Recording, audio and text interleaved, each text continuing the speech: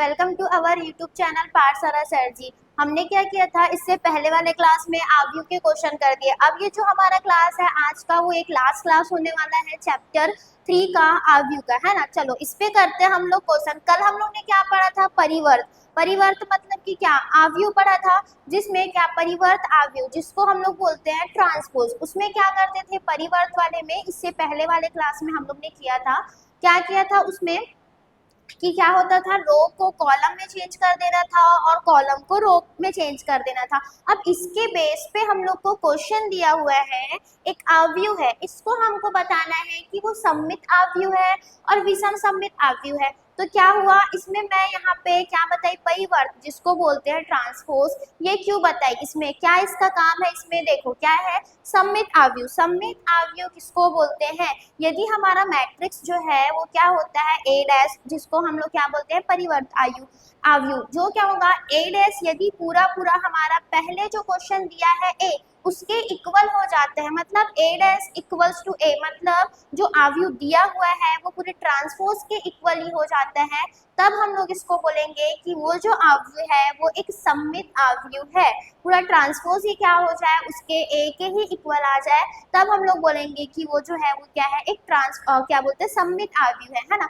अब इसमें एक और पूछा हुआ है, विषम सममित आव्यूह। विषम सममित मैट्रिक्स या आव्यूह किसको बोलते हैं, यदि ए डैश की वैल्यू है, मतलब जो हमको क्वेश्चन दिया है उसमें ट्रांसपोज जो है वो माइनस ए के बराबर आ जाए, मतलब आव्यूह है बस उसमें नेगेटिव साइन आ जाए, मतलब हर एक आव्यूह के साथ क्या लग जाए, माइनस लग जाए, तो इसको हम लोग बोलेंगे कि वो जो है वो एक विषम सममित आव्यूह है। चलो तो इस बेस पे करते हैं हम लोग क्वेश्चन। देखो सबसे पहले लिखा हुआ है ए हमको दिया है, इसको बताना है कि ये एक सममित आव्यूह है। सममित आव्यूह मतलब ए डैश जो है, ए डैश निकालेंगे, मतलब जो मैट्रिक्स दिया हुआ है उसका ट्रांसपोज मैट्रिक्स निकालेंगे, वो अगर पूरा ए के इक्वल हो गया तो हम लोग बोलेंगे कि ये जो है क्या है, सममित आव्यूह है।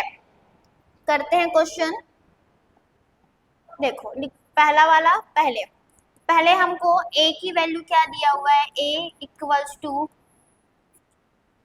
1 -1 5 -1 5 2 1 1 3, ये। अब इसको हमको बताना है कि वो सममित आव्यूह है। सममित आव्यूह बोलने का मतलब क्या होगा, यहाँ पे एक बार हम लोग कर देते हैं सममित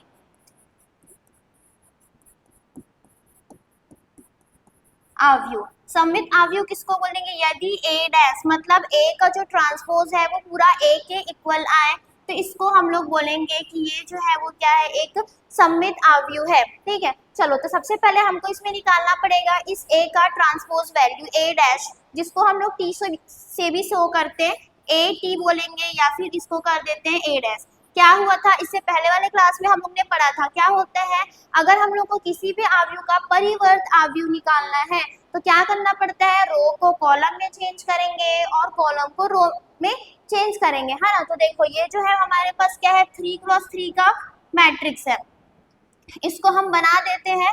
ये हमारा फर्स्ट रो है वो बन जाएगा फर्स्ट कॉलम, मतलब क्या है 1 -1 5। फिर ये सेकंड रो है वो सेकंड कॉलम बन जाएगा -1 2 1। उसके बाद थर्ड रो है वो थर्ड कॉलम, मतलब 5 1 3। अब हम लोग यहाँ पे चेक करते हैं क्या ये ए डैश जो है वो पूरा ए के इक्वल है कि नहीं है ना। देखो क्या आ जाएगा यहाँ पे, ए डैश जो है वो ए के इक्वल आ रहा है कि नहीं, यहाँ पे मैच कर लेते हैं, ये सेम है, ये भी सेम है, ये भी सेम है, मतलब ये पूरा पूरा हमारा ए के इक्वल आ रहा है, इक्वल्स टू आ जाएगा ए। तो यहाँ पे हमारा क्या सिद्ध हुआ कि ए डैश जो है वो इक्वल है ए के। तो यहाँ पे हमको बताना था क्या ये सममित आव्यूह है, तो हम लोग ने यहाँ पे सिद्ध कर दिया। क्या आया हमारे पास, A dash equals to A dash equal A आया, इसका मतलब है कि ये जो आव्यूह है वो एक सममित आव्यूह है। ये तो हो गया सममित आव्यूह। अब करते हैं हम विषम सममित आव्यूह। जैसे बताया था विषम सममित आव्यूह किसको बोलेंगे, विषम सममित आव्यूह मतलब ए डैश जो है वो इक्वल होगा -a के।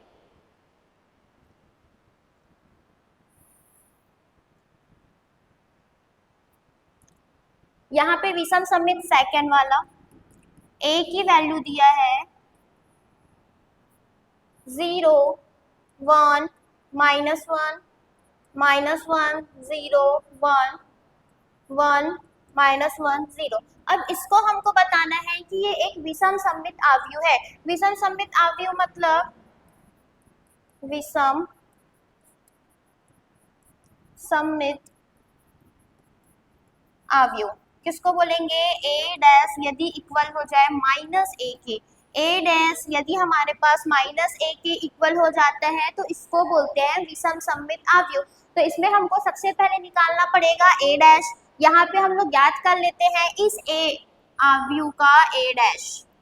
ए डैश मतलब सेम वही कंडीशन हो जाएगा कि क्या करना है, कॉलम को रो में चेंज करना है और रो को कॉलम में। तो फर्स्ट रो जो है वो बन जाएगा फर्स्ट कॉलम मतलब 0 1 -1। फिर ये सेकंड रो है, सेकंड कॉलम -1 0 1। थर्ड रो है वो थर्ड कॉलम मतलब 1 -1 0। अब देखो मैच करते हैं इसको, यहाँ पे क्या लिखा हुआ है 0 -1 1, मतलब कि हमको यहाँ पे क्या करना पड़ेगा, दिख रहा है कि केवल क्या है माइनस का ही यहाँ पे क्या है अंतर है, माइनस का ही अंतर दिख रहा है। हम क्या कर देते हैं दोनों पक्षों में, या फिर इसको क्या कर देते हैं माइनस से मल्टीप्लाई कर देते हैं। जब माइनस से मल्टीप्लाई करेंगे यहाँ पे, या फिर माइनस को कॉमन ले लेते हैं। जब माइनस को कॉमन लेंगे सबसे माइनस कॉमन हो जाएगा, माइनस यहाँ पे कॉमन आ जाएगा, बचेगा यहाँ 0, माइनस बाहर आ गया 1, ये बच जाएगा -1 -1 0 1 1 -1 0।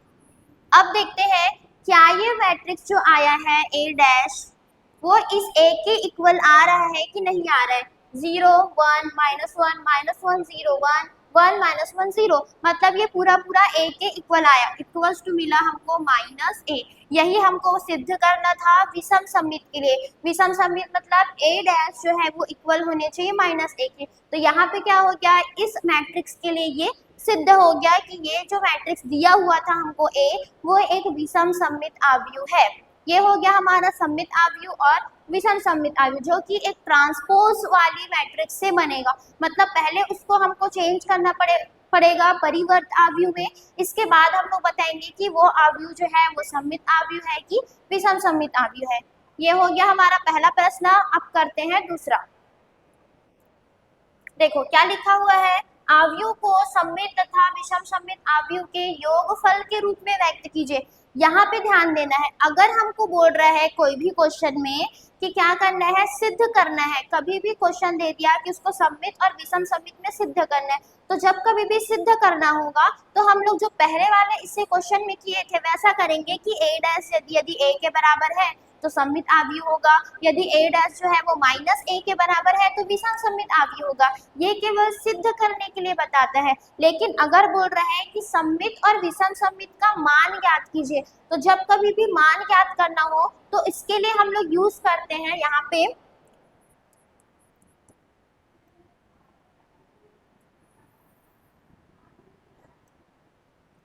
पे देखो, अगर सममित कोई भी सममित आव्यूह का मान ज्ञात करना हो, इसका वैल्यू होगा 1/2 a प्लस a डैश। ये होगा अगर सममित आव्यूह हमको मान ज्ञात करना है, सममित आव्यूह का मान ज्ञात करना है तो इसके लिए हम लोग यूज करेंगे formula 1/2 a plus a dash. और यदि हमको क्या करना हो, विषम सममित ज्ञात करना होगा, विषम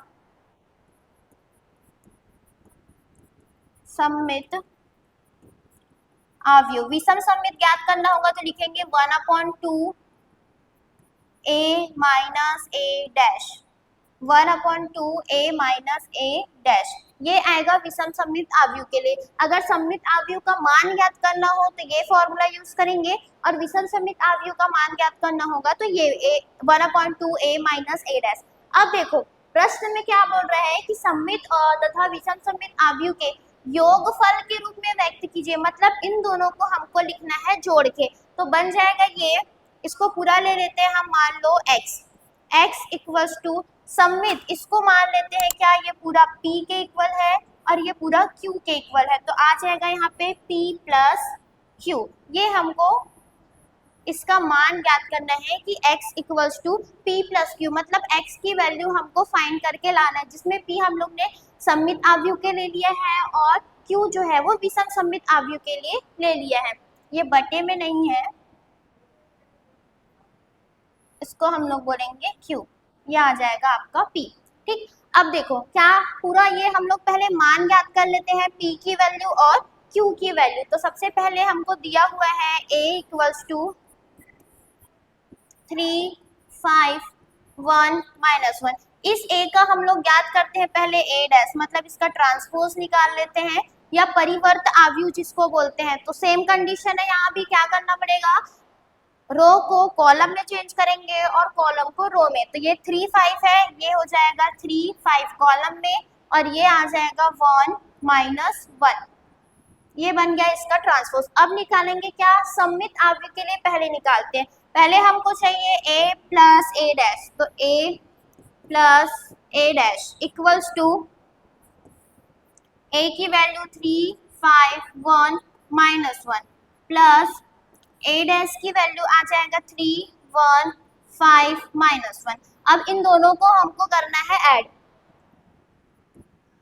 A plus A dash equals to 3, यहाँ पे प्लस करने के लिए जिस एड्रेस में दिया हुआ है उसी एड्रेस के साथ प्लस होगा। 3 प्लस होगा 3 के साथ, मतलब 3 प्लस 3, उसके बाद 5 प्लस होगा 1 के साथ, 5 प्लस 1, 1 प्लस होगा 5 के साथ, 1 प्लस 5, -1 प्लस होगा -1 के साथ, प्लस माइनस माइनस, तो यहाँ पे आ जाएगा -1, -1। ऐड करेंगे, ये होगा 3 प्लस 3 6, 5 और 1 6, यहाँ भी 6 और -1, -2। ये मिला हमको A प्लस A डैश की वैल्यू। बट हमको सममित के लिए क्या चाहिए, 1/2 भी सामने होना चाहिए। तो यहाँ पे हम लोग लगा देते हैं 1/2 A plus A dash equals to 1/2 6, 6, 6 -2। अब देखो जब कभी क्या होता है, मैट्रिक्स के सामने अगर कोई वैल्यू मल्टीप्लिकेशन में आ जाता हो, केवल नॉर्मल वैल्यू, उसमें कोई मैट्रिक्स ना लगा हो, तो क्या होता है कि पूरा ये जो 1/2 जो सामने होता है वो पूरा अंदर वाले के साथ मल्टीप्लाई हो जाता है। तो मल्टीप्लाई 1/2 होगा, मतलब इसका क्या हो जाएगा, 2 से सब में भाग। जब 2 से भाग होगा, वैल्यू आएगा हमारे पास 3, 3, 3 -1। ये मिला हमको क्या, P की value, P equals to 1/2 A plus A dash. ये तो मिल गया P की वैल्यू, इसको लिख देते हैं इक्वेशन नंबर 2, इसको इक्वेशन नंबर 2 देते हैं और ये आ जाएगा आपका इक्वेशन नंबर 1। अब हो गया P की वैल्यू, इसमें फाइंड करेंगे अब Q की वैल्यू। Q में सबसे पहले हमको फाइंड करना है पुनः A माइनस A डैश, दोनों जो मैट्रिक्स दिया हुआ है इन दोनों मैट्रिक्स को करना है माइनस। सबसे पहले A की वैल्यू, A जो है वो 3, 5, 1, -1 माइनस A डैश की वैल्यू 3, 1, 3, 1, 5, -1। ये इन दोनों मैट्रिक्स को करना है हमको माइनस। अब देखो माइनस करना है A माइनस A डैश,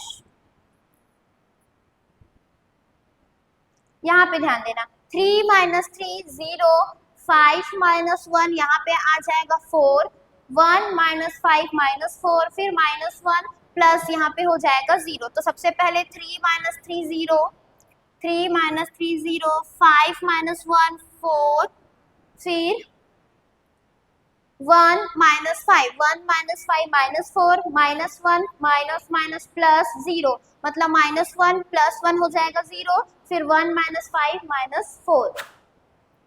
-4 0। ये मिल गया हमको A माइनस A डैश। इसमें फाइंड करना है अब 1/2 A minus A dash, 1/2 4 0 0 4 -4 0, multiply करने पे होगा 0 2 -2 और यहाँ भी 0। ये मिला हमको Q की वैल्यू। अब ध्यान देना है इसमें कि P और Q की वैल्यू तो हमको मिल गया है। अब हम क्या करेंगे, इस P और Q की वैल्यू को पुट कर देंगे इक्वेशन नंबर 1 में, क्योंकि हमको क्वेश्चन में बोला है कि सममित और विषम सममित आव्यूह के योगफल के रूप में व्यक्त कीजिए। तो सममित और विषम सममित तो ज्ञात हो गया है, इसमें हम इन दोनों का निकालना है योगफल। तो दोनों की वैल्यू पुट कर देंगे यहाँ पे x equals to P plus Q के फॉर्म में, x इक्वल्स टू P की वैल्यू एक बार देखते हैं p की वैल्यू आया है 3 3 3 माइनस 1, यहाँ 3 3 3 माइनस 1 प्लस q की वैल्यू है 2 0 2 माइनस 2 0। अब फिर से क्या करना है, इन दोनों मैट्रिक्स को हमको करना है ऐड, क्योंकि इसका योगफल बोला हुआ है। तो आ जाएगा 3 प्लस 0 3 प्लस 0, फिर 3 प्लस 2 3 प्लस माइनस माइनस 2, यहाँ माइनस 1 प्लस 0।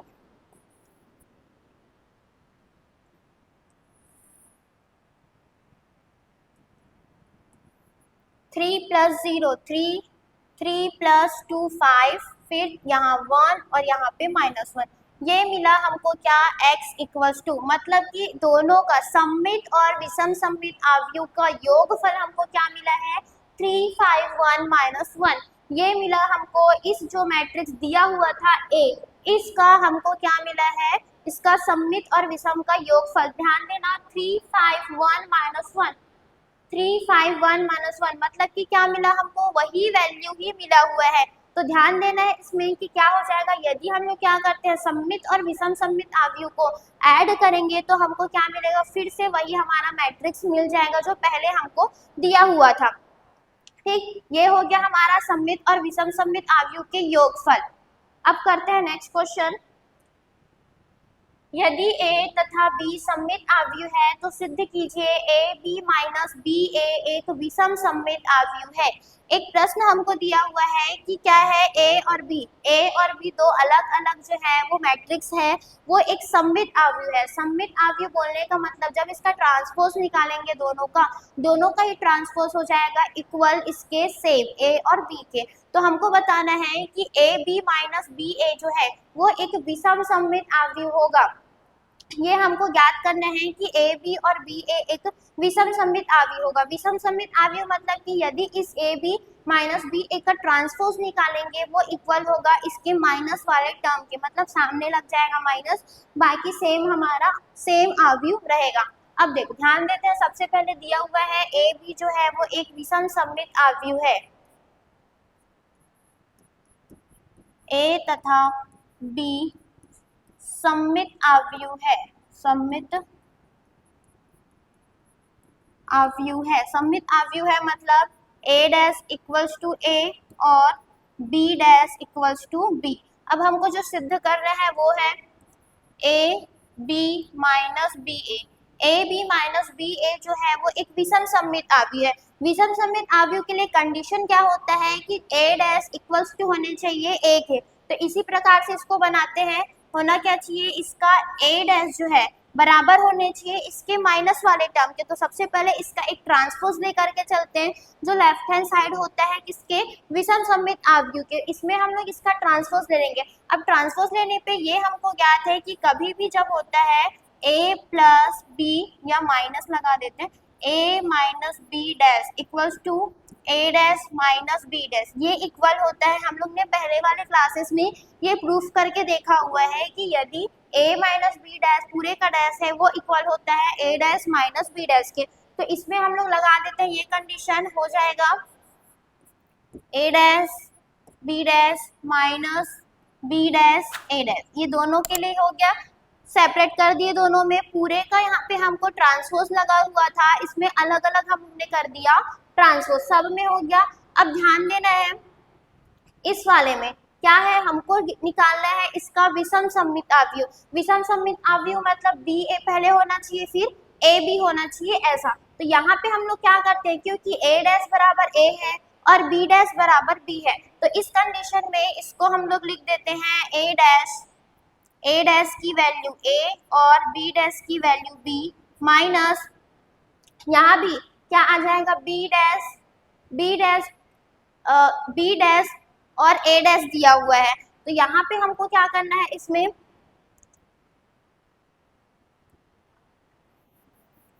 यहाँ पे क्या किए, सबसे पहले जो डैश लगा हुआ था इसमें हम लोग ने किया A माइनस B पूरे का होल डैश दिया था, इसको एक पर्टिकुलर फॉर्म में लिखा, पर्टिकुलर फॉर्म में लिख दिए।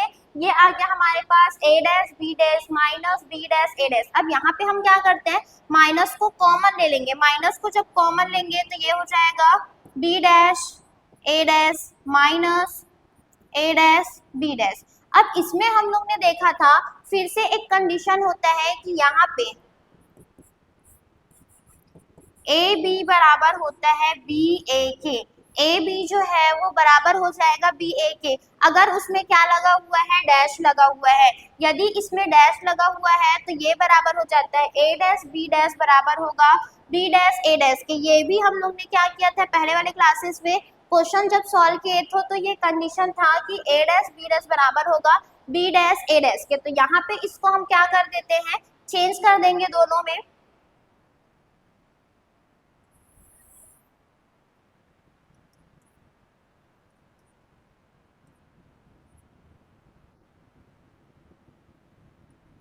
दोनों में ही चेंज कर देना। यहाँ पे क्या हो जाएगा, ए डैश बराबर होता है बी डैश के।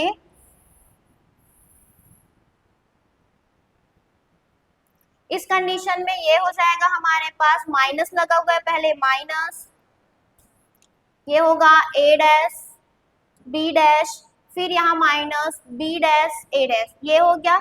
अब देखो पहले ही हम लोग ने बता दिया था यहाँ पे, क्योंकि ये सममित आव्यूह है, सममित आव्यूह मतलब ए डैश बराबर होगा ए के और बी डैश बराबर होगा बी के।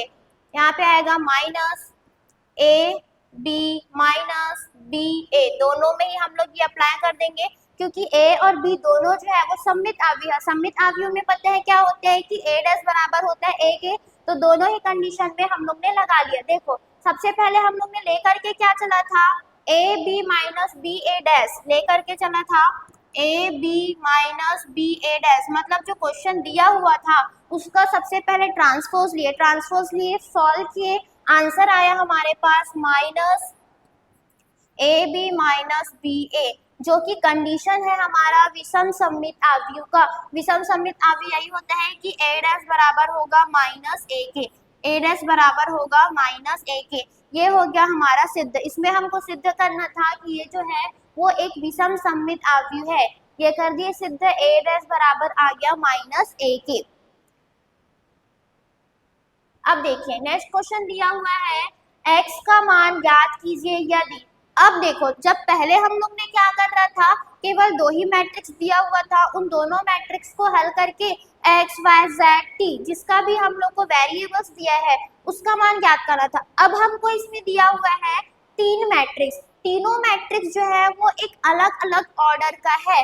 अब देखते हैं कि क्या ये हमारा सॉल्यूशन आता है कि नहीं आता है, मतलब x की वैल्यू आता है कि नहीं। ठीक है, देखो क्या हो जाएगा, ये जो मैट्रिक्स है जो सबसे पहले दिया हुआ है वो एक 1 क्रॉस 3, 1 रो है 3 कॉलम है, 1 क्रॉस 3 का मैट्रिक्स है, ये 3 क्रॉस 3 का मैट्रिक्स है। और ये जो है कितने रो है, एक ही, हमारे पास 3 रो है, कॉलम 1 है, मतलब 3 क्रॉस 1 का मैट्रिक्स है। तो इसको हम लोग ध्यान देते हैं कि क्या ये हमारा सॉल्व होता है कि नहीं होता है। लिखते हैं पहले क्वेश्चन,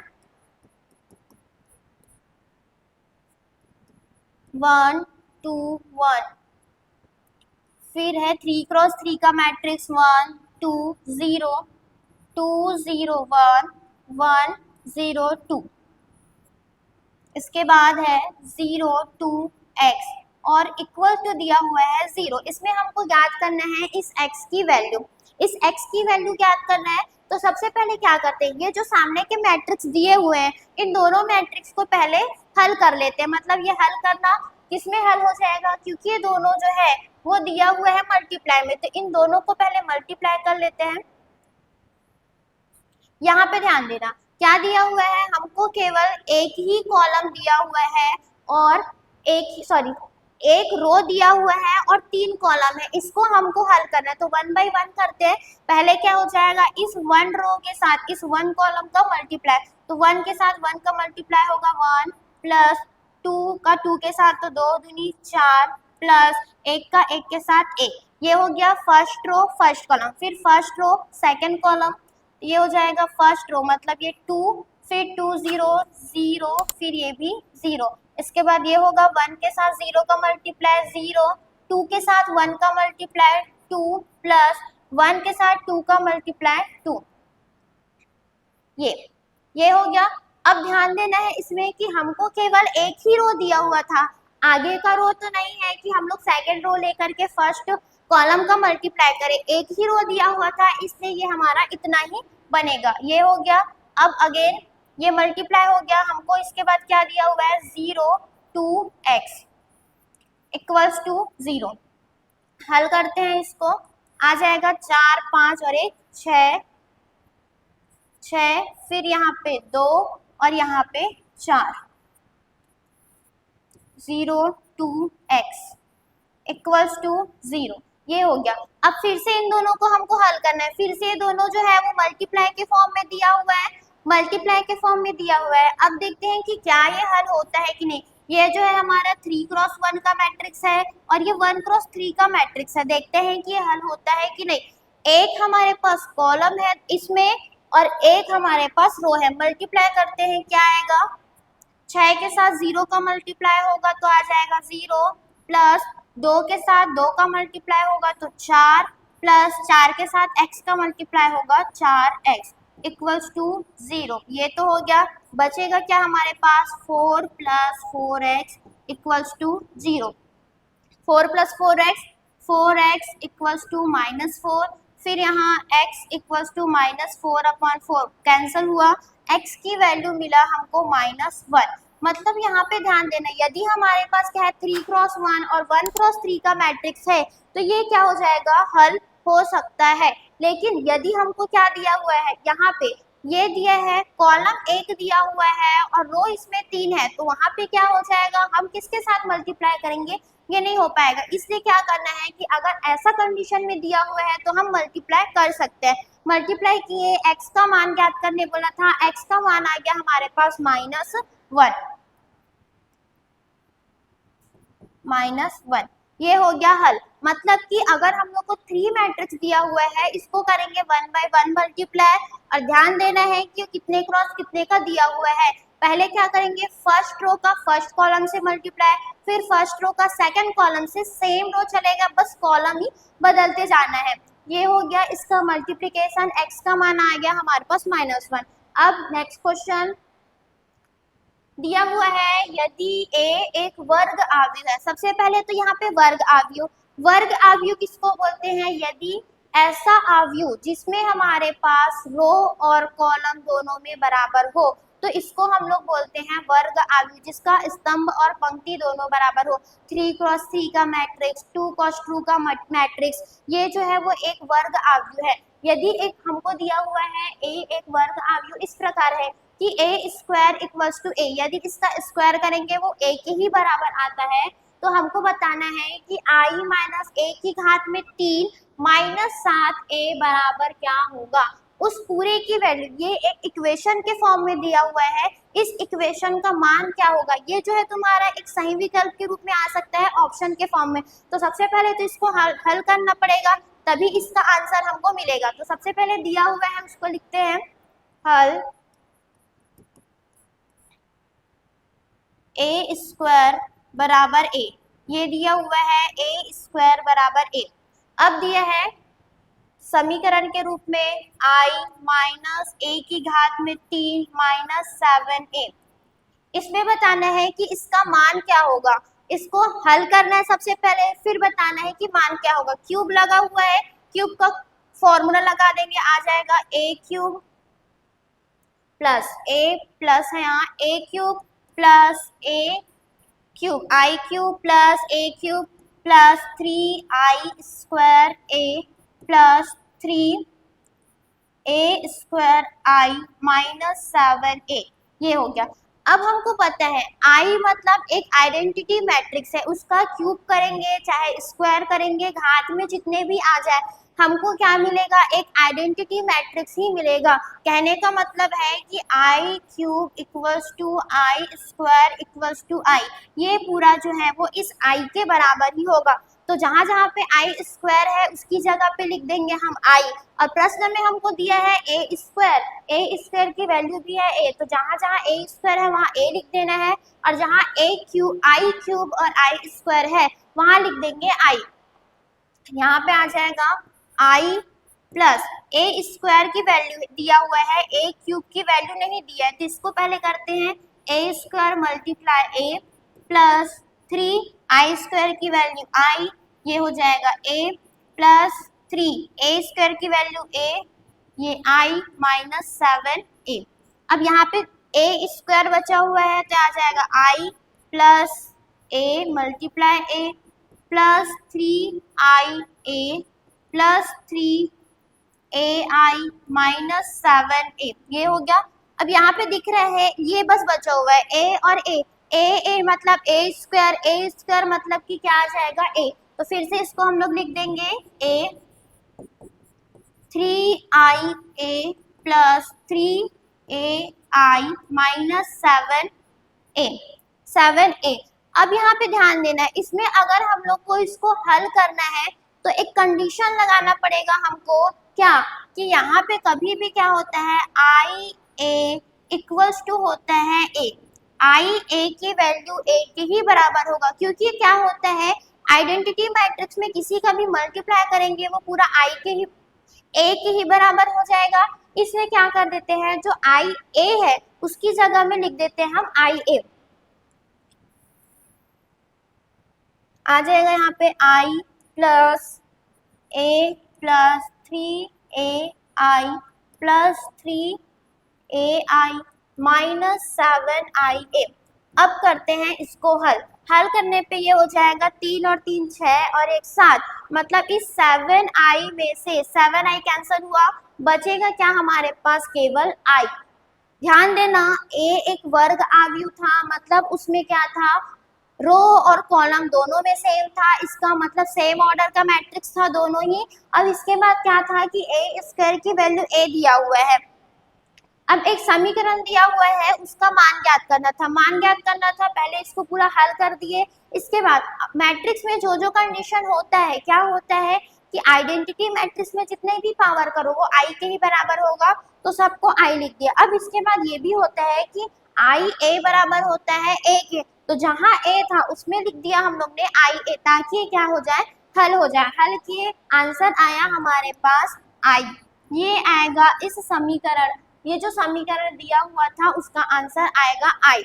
आज हम लोग ने किए हैं 5 क्वेश्चन, आई होप आप लोग को अच्छे से समझ आ जाएगा। अब आगे के क्वेश्चन, अब आगे हम लोग करेंगे नेक्स्ट चैप्टर, तो नेक्स्ट चैप्टर हम लोग करते हैं नेक्स्ट क्लासेस में। Thank you for watching.